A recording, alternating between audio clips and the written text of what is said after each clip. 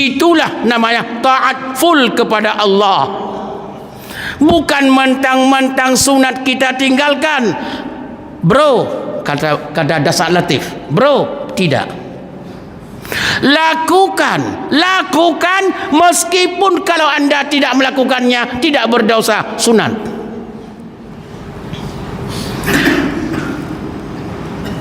Untuk meraih ridha Allah.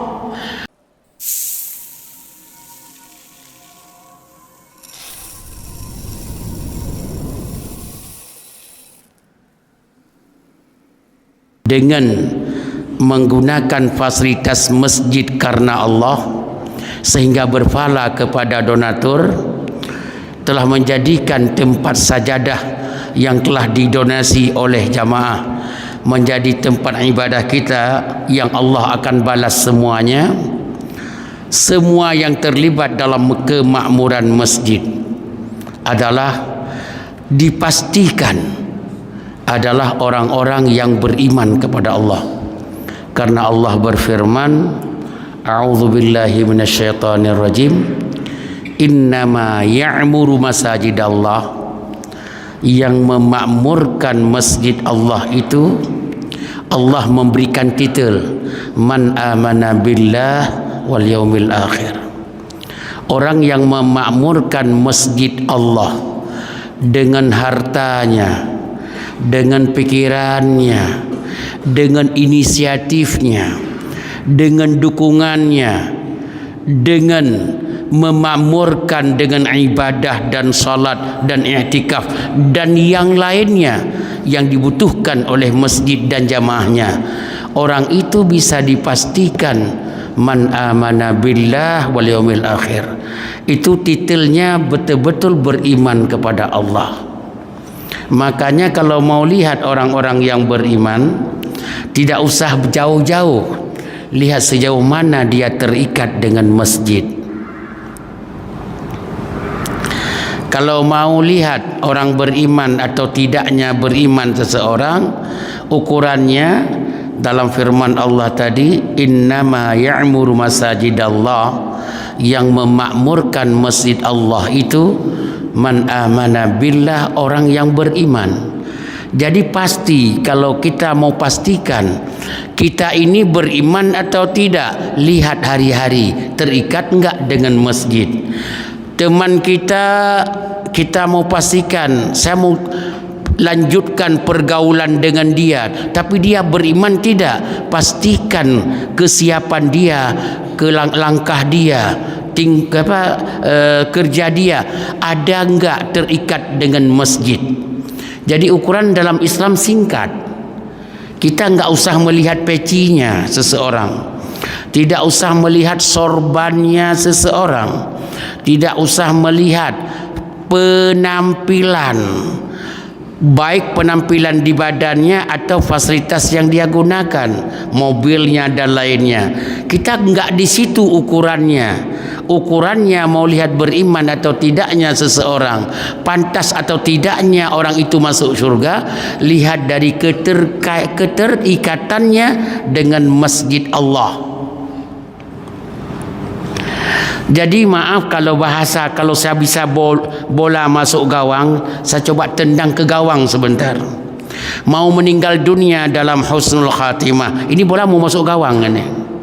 Kalau mau meninggal dunia husnul khatimah, tidak diragukan keimanan kita, dekatkan dirimu dengan Allah dan dekatkan dirimu dengan masjid.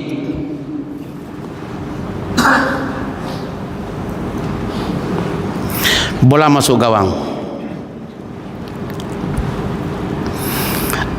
Kita tidak bisa berbangga dengan harta yang kita miliki. Lihat aja pemilik harta seabrek yang telah meninggal dunia. Dengan bahasa bola masuk gawang lagi, tidak ada yang lebih hebat di dunia ini, malah mengklaim dirinya sebagai Tuhan, yaitu Fir'aun. Coba googling mumi Fir'aun, coba googling. Siapa Fir'aun yang kita lihat di gambar sekarang? Manusia apa itu? Jabatannya luar biasa, angkuh sombongnya luar biasa, hartanya di atas rata-rata. Tapi siapa dia sekarang? Apakah itu yang kita ikutin? Tidak ada yang bisa kita banggakan kecuali ridha Allah. Enggak ada. Tidak ada yang kita bisa banggakan kecuali cari ridha Allah. Mang bisa masuk syurga. Kita bisa masuk syurga. Apakah bisa masuk syurga dengan harta yang kurang berfungsi kepada agama? Enggak bisa. Harta yang berfungsi kepada agama, dengan itulah kita masuk syurga. Salah satu fungsi harta kita dengan agama, kita tidak main-main dengan masjid. Ini contoh, saya sebutkan contoh saja. Tolong diamalkan kalau memang Anda masuk ke kamar mandi masjid Al-Jami' Kota Lusmawe, masjid ini. Anda lihat air keluar di keran. Putar kiri, putar kanan, tetap dia keluar menetes. Anda punya duit enggak kira-kira 50.000, datang ke toko bangunan, beli keran, pasang sendiri, enggak usah kemana-mana. Enggak usah pengumuman, enggak usah tulis ini hadiah keran dari Bapak Pulan, enggak usah. Itu pertanda iman Anda sudah menjadi salah satu sedang ditempa kunci syurga. Kita enggak usah banyak, itu berbuat kecil masalah.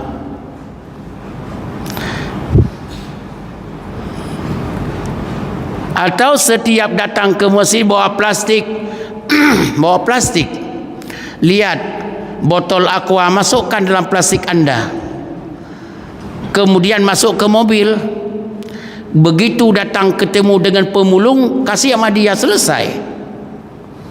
Itu amalan saleh, amalan jariahmu.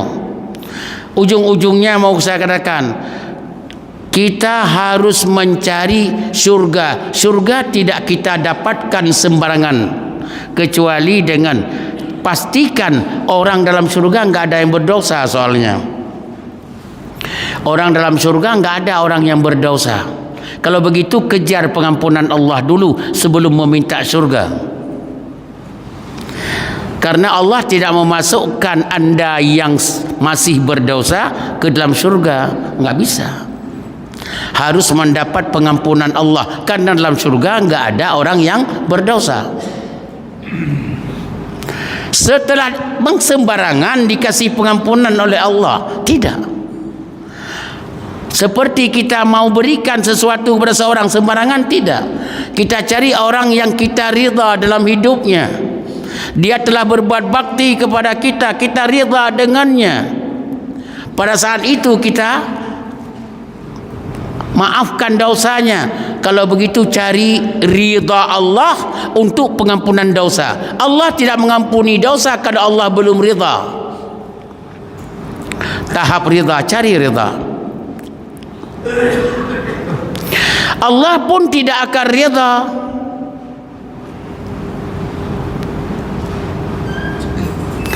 kecuali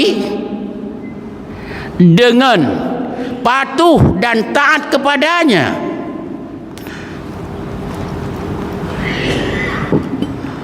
Masya Allah.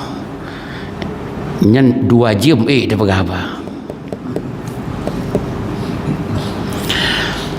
Kalau orang tidak taat dan tidak patuh dengan Allah, maaf ya, saya pakai bahasa Aceh sedikit, tapi ni amalkan apa yang lu pegahnya.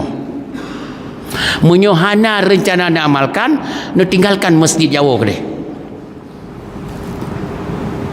Yang bahasa Aceh, baik itu puigop. Apa yang lu pegahnya nak amalkan. Lu bersumpah demi Allah menyunutip amalkan. Anda dilahirkan oleh orang tua, bukan manusia biasa. Manusia luar biasa, kebanggaan ibu yang melahirkan Anda, kebanggaan ayah yang telah membesarkan Anda dan membuat Anda hidup jadi benar. Nak bukan bahasa Aceh long, nak amalkan. Menyuhana nak amalkan, nak tinggal masjid nyawa deh. Nyo harga mati. Ulang, syurga tidak akan didapatkan oleh yang dalam hidupnya masih berdosa. Hari ini Anda meninggal dunia masih berdosa dengan Allah. Kibantakanlah orang berdosa. Salah satunya berdosa, masih bergelimang dengan dosa, tidak mau lepaskan, masih senang dengan yang namanya harta orang, harta negara, masih senang dengan ngibulin rakyat, masih senang meninggal dunia. Demi Allah, dia orang berdosa meninggal dunia, dosanya belum diampuni secara lahir dan tidak mungkin masuk syurga. Dalam syurga enggak ada orang berdosa. Kalau begitu sebelum wafat cari pengampunan Allah. Dan Allah tidak mengampuni dosa kita kalau Allah tidak ridha. Cari ridha sebelum pengampunan. Begitu Allah ridha baru diampuni. Bagaimana kita cari Allah ridha? Ada dua, laku taat kepada Allah, taat kepada Allah. Apa arti taat? Yang wajib kita lakukan, yang sunat padahal tidak kita lakukan, enggak apa-apa. Allah belum ridha kalau Anda sunat tidak engkau lakukan, Allah belum ridha. Seorang istri memang tugas masak di dapur. Benar? Ya benar. Itu tanda taat. Dihidang di atas meja kepada suaminya, dihidang bagus, tidak enggak apa-apa, ke dapur aja. Tapi suami akan lebih ridha kalau dia bisa dihidang ke tempatnya, dan senang kalau kowokannya ada, senang kalau piringnya dicuci dan sebagainya. Yang sunat-sunat tolong kejarkan, dikejar. Jangan budaya, maaf, saya orang pesantren. Saya perkenal dulu, saya orang pesantren. Lama banget dalam pesantren. Malah sekarang masih dalam pesantren. Saya punya pesantren di Jakarta. Pesantren Ihya Qalbun Salim, di googling. Satu-satunya pesantren di dunia ini yang kalimatnya Ihya Qalbun Salim. Enggak ada di dunia yang lain, satu saja. Itu pesantren saya di Jakarta. Masih pesantren. Saya dari kecil umur 5 tahun sebelum masuk sekolah, masuk pesantren di Darut Talibin di Jungka Gajah, di Payakambu. Kemudian pindah ke Belang Beladih puluhan tahun sama Tumin. Pindah ke Arab dalam Masjidil Haram menyantri. Dalam Masjidil Haram saya jadi santri, di Masjid Nabawi jadi santri. Kemudian saya ke Mesir, di sana masih kitab kuning yang saya baca. Dan saya ke Sudan, masih kitab kuning yang saya buka, saya baca. Sampai sekarang masih kelibas kitab kuning. Sampai sekarang saya jadi dosen pasca sarjana di Jakarta, UIN Jakarta, masih kitab kuning saya belah. Dosen-dosen dari Arab yang dikirim oleh pemerintah Arab, pemerintah Mesir, pemerintah Saudi, pemerintah Sudan, ke orang Arab yang mengajar di Indonesia, masuk ke fakultas saya untuk saya pretelin bahasa kitab kuning kepada mereka. Ingat kalimat, arti kitab kuning itu dalam secara bahasa fikih. Kitab kuning, arti sunat dalam bahasa fikih, kalau kita kerjakan dapat pahala, tidak dikerjakan tidak berdosa. Jawabannya, walaupun Anda tidak berdosa kalau Anda tidak melakukan, usahakan melakukannya. Disitulah namanya taat full kepada Allah. Bukan mentang-mentang sunat kita tinggalkan, bro. Kata Dasak Latif, bro, tidak. Lakukan meskipun kalau anda tidak melakukannya tidak berdosa, sunat.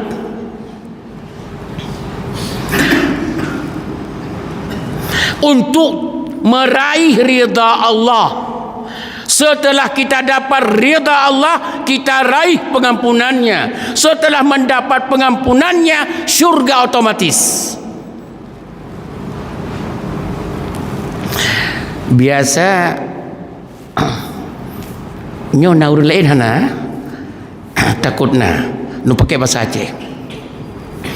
Biasa getanyo maaf pakai bahasa Aceh. Biasa getanyo urang Aceh. Urang malam pun lagaian. Mana ke kerih lu pegah ke? Urang malam pun yang ada member kadang-kadang lagaian. Nyankan sunat. Nyan gepedu. Nyankan sunat. Nyan pelecehan sunat tengku tolong hindari, jangan. Nyankan sunat. Bukan begitu. Saya dapat sebuah pernyataan dalam kitab turas, kitab kuning, atau kitab ulama-ulama yang kudama, ulama fuqaha yang kudama ratusan tahun yang lalu meninggalkan warisan kitab-kitab. Enggak ada satu kalimat yang sunat dianjurkan untuk ditinggalkan. Enggak ada. Hananya yang meskipun sunat usahakan melakukannya, pertanda anda bersih taat anda kepada Allah. Dikitanya yang kan sunat. Hai hanan semayang ke lulu, ala kan sunat. Yang mangat yang ke ikupi tabus sianida bacutnya. Tak ada itu. Mangkria dan pegahaba gabi hana kria. Yang duknya cilaginya ndak pegahaba yang pah. Awak drawat. Menyok memban hana kenang gatok cana mangan. Tolong dari sekarang kalau ada pernyataan itu kan sunat. Demi Allah necok babah ne pel campri babah ibu. Sunat bukan untuk engkau hina-hina sunat itu. Sunat bukan engkau untuk meninggalkannya.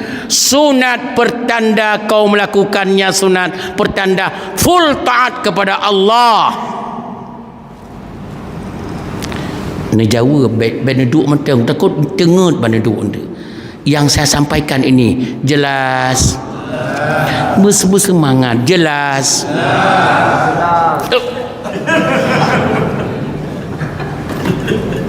Pun pegai blok. Bahasa Aceh menyerupai terjemah bahasa Indonesia, apa dibuat blok di belakang. Tolong, ini poin. Jangan mentang-mentang sunat anda rendahkan. Kalau anda orang pemburu syurga Allah, kalau anda pemburu syurga Allah, ayo kejarkan yang sunat itu. Sunat bukan untuk ditinggalkan.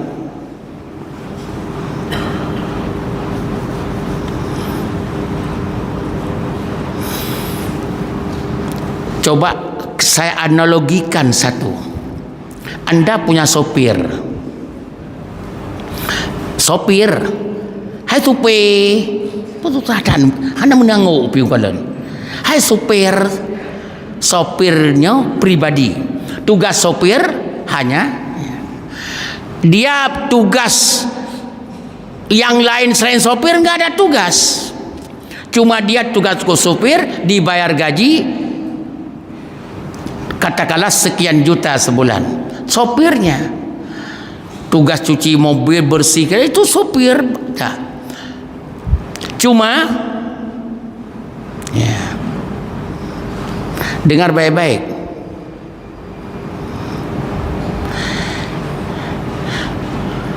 Ada keran air di samping tembok rumah anda. keluar air. Sopir nggak mau nutup, itu kan bukan tugas saya. Netebit draw the bos. Ini kun ba urangnya. Kan katup yang keran tian. Kan tugas lun yang wajib sot nyetir. Itu tugas saya. Itu kan bukan urusan saya, urusan pembantu. Kira-kira narida nak urungan? Nusu berayu narida dah. Yang ke model urang hai te pubuk sunatnya kelagian. Mah hanai pelaku, hana dosa memang. Hanya dah kurang gaji diji. Karena tugas super full. Tapi kebaikannya yang sunat dia tidak mau melakukannya. Tapi kalau tugas supir sambil menunggu bos di rumah, dia ambil sapu, dia sapu halaman, itu bukan tugasnya, sunat. Dia rapikan, kemudian dia lihat ada paku sudah nongol, dia pakul, yang lagi nyok kan nongol ya betul nyok. Nyok kan nongol nyok. Dia pukul, hokai, nongol. Dengan semayang kan lulung yang menompi. Itu dipaku. Itu pertanda bahwa Anda sedang mencari ridhanya bos. Yang kan bos nyampat urang rupanya. Abu. Itu dari sedang mencari ridha bosmu. Karena Anda lakukan sesuatu yang bukan tugas Anda, tetapi bosmu senang. Tolong lakukan. Makanya saya bilang penghuni syurga tidak ada yang tidak salat qabliyah subuh. Nyok kalau gusak betul. Penghuni pemburu syurga Allah tidak ada yang tidak melakukan qabliyah subuh. Terus dia lakukan. Dia menangis kalau sempat qabliyah subuh tidak dia lakukan. Qabliyah zuhur, ba'diyah zuhur, ba'diyah maghrib, ba'diyah isya, malah qabliyah asar, malah qabliyah maghrib, sebagian pendapat qabliyah isya. Kalau dia tidak melakukan itu sunat, tidak ada urusan sunat dengan pemburu syurga.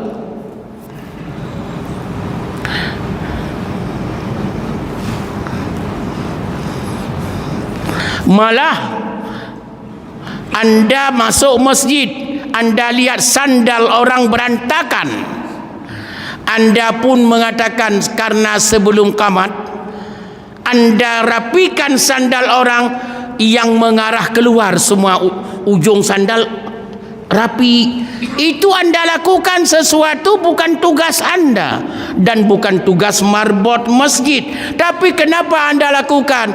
Anda setermuka dengan bosmu, Rabbul Alamin.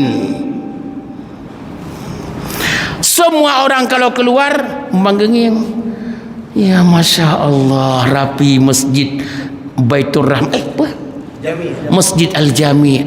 Ya Allah, pasti nyosau. Orangnya udah masuk dalam masjid, enggak pada pengumuman. Anda lihat rapi sandalnya.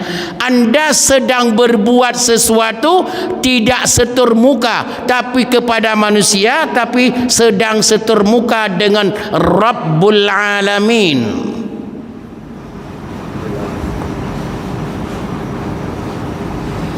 Ayo Bapak pemburu surga. Makanya saya tambah dengan sebuah hadis. Nyo sampai bupoh leo. Terserah kajian. Mudah-mudahan ingat-ingat tasmailuhu bersama ini. Makanya Rasulullah ni yang kalian nyo hantam dan hadisnya hantam dia dengar. Ada napi baik pegah na.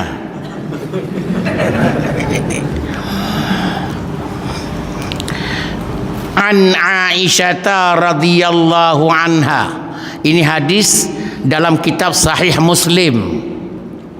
Dalam kitab apa? Sahih Muslim. An Aisyah radhiyallahu anha qalat,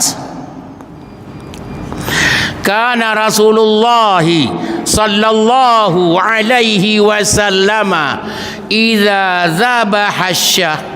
Rasulullah di saat beliau menyembelih seekor kambing atau kibas, fayaqul, beliau berkata kepada orang sekitarnya yang menyaksikan pembelihan atau yang menyembelih, apa kata beliau? Arsilu biha ila asdiqa Khadijah. Menyebut Aceh kacok saboh pa, nya menyebut Aceh kacok saboh pa nyo kami ke teman-teman kecil, teman bergaulnya mantan istriku almarhumah Khadijah. Khadijah sudah wafat, beliau masih mengenang. Untuk diberikan kepada Khadijah enggak mungkin. Kacau saboh pa kami ke teman-teman Khadijah yang masih hidup. Coba lihat poin yang kita pelajari. Apa hukum memberi kepada teman-teman Khadijah? Sunat. Tapi Rasulullah masih memburu. Meskipun sekecil apapun sebuah kebaikan, beliau tidak pernah membiarkan berjalan tanpa beliau melakukannya. Kacau sabapa kami kengen asdiqa Khadijah, kengen Khadijah. Apa maknanya? Isteri beliau sudah wafat Khadijah, tapi mengenang beliau melalui teman-temannya. Cok jajo sabapa. Itu hukum Islam. Hadis riwayat Imam Muslim. Saya tanya sekarang, bagaimana perasaan kalau istri masih sehat dan ada bersama kita, lebih-lebih lagi kasih. Kacau nyan sabuh bungkuh bu kami kedih kengon urinang lun tetangga nyan di dengar urinang ne perang kan mulai hanali senang ne kelung nyan tanda hantai jak beut mesin bu pam mano ne puau rumah so mungko ne juk ke ngen urinang dron so mungko gede pui keun kam lain jawabannya karena tidak paham. Aisyah istri Nabi menjelaskan, kana Rasulullah sallallahu alaihi wasallam idza zabaha syah, kalau Rasulullah menyembelih seekor kambing, fayaqulu, beliau mengatakan kepada orang itu, arsilu biha ila asdiqai Khadijah. Kayak juk saboh pa menyo ke pasar katanya. Juk saboh pa, juk sekilo 2 kilo ke teman almarhumah istriku yang tercinta Khadijah. Sepele tapi itu yang mengikat. Makanya bapak-bapak, saya ini kesimpulan di sini, demi Allah saya bersumpah akan cukup harmonis rumah tangga di saat Anda memperhatikan keluarga besar istri melebihi keluarga dirimu. Pegang kalimat harmonis rumah tangga, cinta dan sayangnya seorang istri kepada seorang suami di saat suami bisa memperhatikan lebih keluarga beliau, istri kita perhatikan lebih. Nyan di tengku inang nyan wateka lagi nyan cinta melekat tai kucing pun rasa coklat sudah. Cukup senang urinang. Kemudian kita balik. Kalau tacu cinta dari urinang dengan kita perhatikan keluarga mereka, beliau, dia pun akan memperhatikan keluarga suaminya melebihi keluarga diri sendiri. Timbullah gayung bersambut. Apa gayung bersambut? Kita berjuang mati-matian kepada keluarga istri, istri berjuang mati-matian kepada keluarga besar suami. Jadilah harmonis rumah tangga. Itu yang tersirat di balik tersurat. Yang tadi Rasulullah, kenapa beliau bagi daging kepada teman-teman Khadijah? Di sini seakan-akan Rasulullah ingin menyatakan, rebutlah taat seorang isteri kepadamu, rebut taatnya dengan memprioritaskan pelayanan lebih kepada keluarga isteri. Juga isteri, kalau kamu mau cari redha suami, berikan sesuatu yang lebih kepada keluarga suami. Dikitanya kemenan mekema je han bitajo han ijo ke keluarga katanya. Nyan ho ne puo ka puo si kema paduk 3 kilo. Mangkan ijo kena ke abang lun mesti 3 kilo. Berikan kesempatan suamimu berbakti kepada orang tuanya, dan berikan kesempatan istrimu berbakti kepada orang tuanya. Itu model Rasulullah. Makanya saya mengatakan, dengan ini saya pakai bahasa yang agak keren, al-ihtiramu al-mutabadil baina ahli zauji wa zaujah wa muamalatuhum bil husna matlubun syar'i. Saling hormat, saling memperhatikan antara antara suami dengan keluarga istri, dan memperhatikan antara istri dengan keluarga suami. Ini namanya al-ihtiram al-mutabadil, saling memperhatikan. Lebih kita prioritaskan keluarga suami daripada keluarga diri sendiri, lebih kita prioritaskan keluarga istri daripada keluarga diri sendiri. Akhirnya disitulah matlubun syar'i, itu adalah perekat tinggi dalam kehidupan. Kalau rumah tangga sudah harmonis, kita jalan kaki pun di jalan seakan-akan dalam pesawat kita. Tapi kalau rumah tangga tidak harmonis, meskipun Anda naik mobil Alphard, seakan-akan di dalam sarang tawon. Nanti sarang tawon. Cina mana? Mobil Alphardus Samad. Ya, orang pedut sarang tawon ni nan. Mumpan itu pintu jibeda ditawon namangan duk alam alfat yang kelagaian menyohana harmonis rumah tangga. Tapi menyoh harmonis ngenitangen nueng seakan-akan kiri kanan full AC. Bapak, ini yang dicetuskan oleh Rasulullah sallallahu alaihi wasallam dalam hadis riwayat Imam Muslim. Nyo urinang naik kah? Na urinang. Hana nana dengar urinang ni dengar ni peraya tu nak dengar urinang nyan kalan kiban pegah oranyo nyan dia nak ke bahasa mana ke mau. Saudaraku seiman dan seakidah, jangan terlalu ego. Maunya suamimu memperhatikan keluargamu saja. Jangan terlalu ego. Istrimu maunya melayani sayang kepada keluargamu saja. Wahai suami, jangan ego. Al-ihtiram al-mutabadil, saling hormat.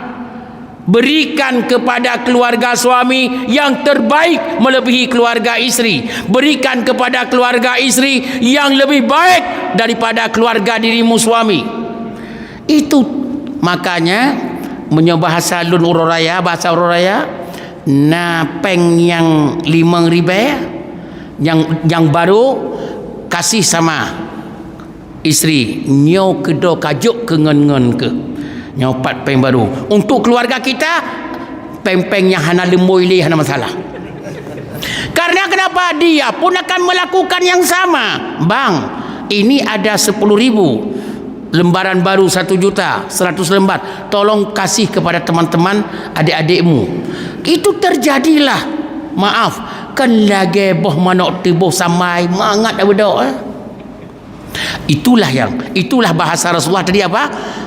Apabila beliau sembelih seekor kambing, katanya kepada itu, tolong bawa, maaf, si dagingnya beberapa cuil kepada keluarga atau teman-teman dari Khadijah. Padahal Khadijah sudah wafat. Yang kedua, itu sebagai penutup, kalau ini bisa dilakukan dua tadi. Yang pertama, harmonis Anda dengan Allah. Tadi masih ingat? Harmonis Anda dengan Allah melalui pelaksanaan sunat-sunat. Anda tidak main-main loh. Semakin sunat Anda, semakin Anda kejar. Pulang dari sini tidak ada lagi yang tidak tahajud. Tolong pemburu syurga Allah, pulang dari sini mulai besok malam tidak ada satu pun di antara kita yang tidak ada tahajud. Tahajud sunat, jangan bilang itu kan sunat. Tolong gepli campli babah malaikat tu. Ayo pulang, rebut ibadah melalui sunat-sunat, apalagi wajib. Wajib enggak usah ngomong, sunat aja kita kejar. Dan satu, setur muka dengan Allah, cari rida Allah. Setur muka dengan keluarga, harmoniskan rumah tangga melalui perhatian seorang suami kepada keluarga istri melebihi keluarganya, perhatian seorang istri kepada keluarga suami melebihi keluarganya. Rebut harmonis rumah tangga, rebut harmonis dengan Allah. Mudah-mudahan itulah tanda-tanda penghuni syurga Allah Subhanahu wa taala. Ni jawab bermengenang jelas. Hana tanya jawab bronyo. Karena nanti bu lebih ya. Ya, cukup. Dadahkan tangan. Baca bersemangat. Subhanakallahumma wa bihamdika asyhadu an la ilaha illa anta astaghfiruka